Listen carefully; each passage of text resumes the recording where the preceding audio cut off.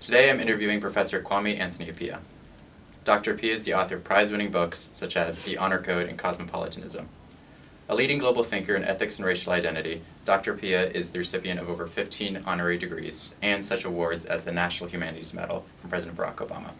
It's a pleasure to have you here. It's good to be with you. So, we're here to discuss the Rohingya crisis and hopefully try to make sense of its ethical consequences. The Rohingya people, a Muslim minority in Myanmar, have long faced persecution by the Buddhist majority in their country. The persecution culminated in August of 2017, when nearly 700,000 Rohingya were displaced from their home in Myanmar's northern Rakhine state by the Myanmar junta, the Tatmadaw.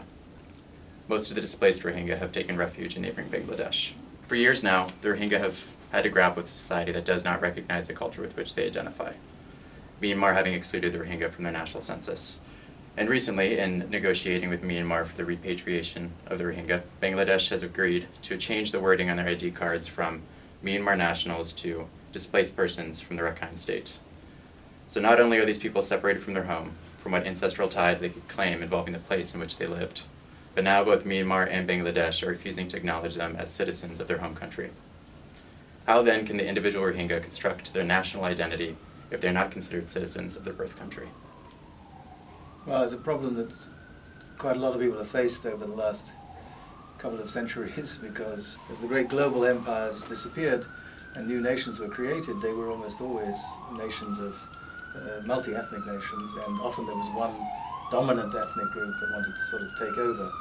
The Rohingya haven't asked for one thing which they could have asked for. They could have said, if we don't belong to Myanmar and we don't belong to Bangladesh, then why don't you give us a territory of our own? Why don't you declare Rakhine State to be our home? That would simply create another problem because there are people in Rakhine State who don't identify as Rohingya.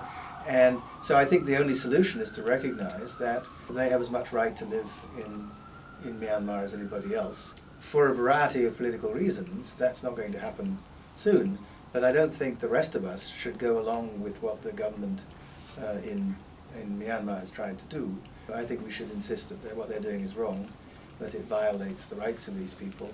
And the fact that the government of Bangladesh is going along with it is, of course, not too surprising, because they too have an interest in settling the problem, and their main interest is in moving people back, because Bangladesh itself, of course, is a poor country. It doesn't have money to throw around on hundreds of thousands of refugees.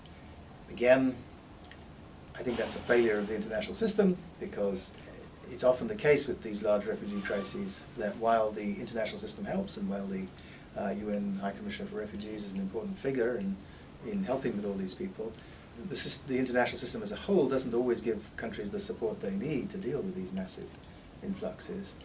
And instead of seeing it as a shared global responsibility, which I think it is, to deal with these crises, they tend to impose the costs on countries in the region, and in this case Bangladesh is suffering from that, just as Jordan is suffering because of refugee flows out of Syria. And so, to what extent is Bangladesh obligated to extend their support?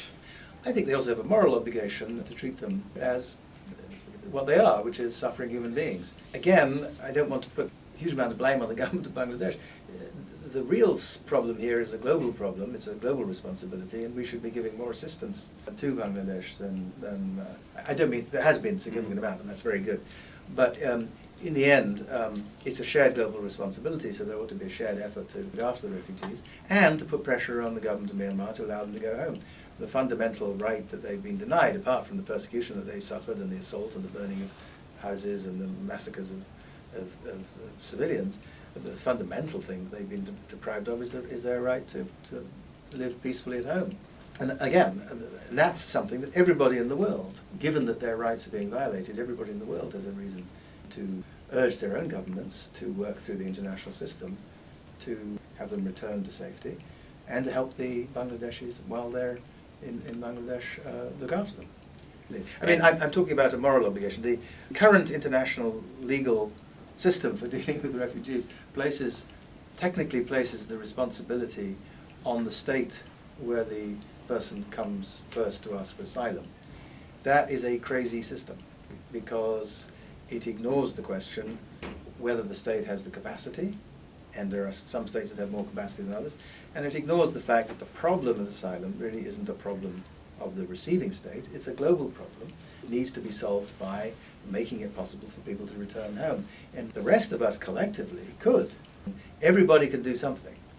You may not have a country, you may not come from a rich country, but if you come from a poor country, your country still has one vote in the General Assembly and still has an ambassador in the United Nations and may well have an ambassador in Myanmar. So, for example, the African states, I think, should be putting pressure through the African Union collectively, all 50-something states, to say, look, you can't behave like this.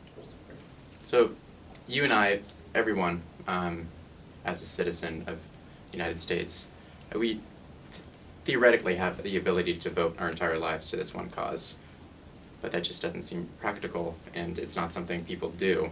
What is the line of obligation? Well, what you should do always depends on what you can do. Again, I think in relation to the situation of human rights around the world, of which the Rohingya crisis is a current, intense example, but it's by no means obviously the only case of this, we have this imperfect duty, I think, a duty to make a contribution to ensuring the rights of everybody. If everybody took sufficient action, the human rights of everybody would be secured. You owe 1/7 billionth of that. Because it's an imperfect duty, it's reasonable to focus your attention on one thing. It's perfectly reasonable, given the intensity of the crisis, to focus on the Rohingya situation. And that can be true even though if you devoted the same amount of attention to it, you could do something about the refugee crisis in Europe, for example. Also a denial of rights, also something that we all have a shared responsibility for. I think if you're doing nothing about any of them, you're not doing what you should be doing. In a way, you can think of your government, it doesn't matter where you're a citizen, you can think of your government as having as one of the things it can do to discharge your share of the obligations to the world system. But my government isn't doing what it should be doing, it isn't doing enough. So I have to do more. In a world, a just world of peace, all the governments of the world would be doing their fair share to sustain the rights of all the people of the world, and the rest of us could just go about our business. Unfortunately, we're nowhere near that. And so we have an affirmative duty to do our fair share, and that means doing something. You can't do nothing. So, there's countries that have banned tools that have been inducive to more violence than good. Australia, Japan, banning guns. Would you think it'd be effective for Facebook to impose a sanction on countries, a Facebook sanction on countries that are more likely to misuse it to spread propaganda, to bar access? You could make it hard for Facebook to be available in some parts of the web. It's very hard to stop governments because governments have spy agencies and they can pay people in other countries to do things for them. The Saudi government's support in this country is maintained by Americans who are paid by the Saudi government to lobby for Saudi interests. Facebook sites, Facebook pages supporting the Saudi regime could be run by Americans being paid money by the Saudis. So I think probably whatever Facebook does, it has to just accept that, and there will be some level of that kind of abuse. But I think it's possible to, they're smart people, they hire smart people. They should be able to figure out ways of making it less harmful. It would only make it unavailable to people in those countries who might have a good use for it. But if we were to take Saudi Arabia off the web, then the women of Saudi Arabia who have developed connections with the women's movement around the world in order to put pressure on the Saudi regime to improve the situation of women wouldn't have access to those webs around the world. So there's lots of good things that the web has given.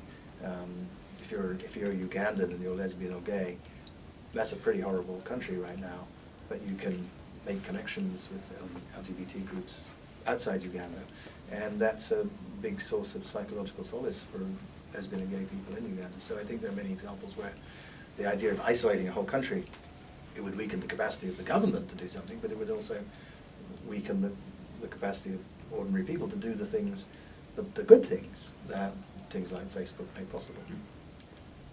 Well, I think that's all the time we have. Again, this has been Professor Kwame Anthony Appiah speaking on the Rohingya crisis. It was a pleasure to have you. Very nice to meet you.